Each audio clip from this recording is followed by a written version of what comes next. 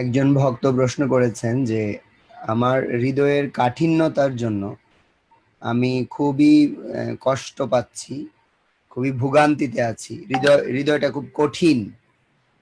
আহ, সেই ক্ষেত্রে গুরু মহারাজ আমি কি করে এই সমস্যা থেকে মুক্ত হতে পারি?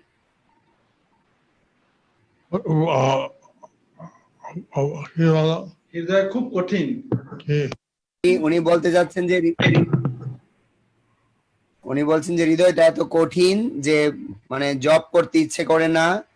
তারপরে এরকম মানে এই কঠিন হৃদয়টা কিভাবে একটু সফট হবে গুরু মহারাজ, মানে কঠিন হৃদয়টা কিভাবে নরম হবে উনি বলতে। ঠিক আছে, চৈতন্য দেবের বেশি নাম করা দরকার। চৈতন্য দেবের নাম বেশি করে করা দরকার। নিতাই গৌরা, নিতাই গৌরা। এই নাম শক্ত হৃদয় বলে যায়।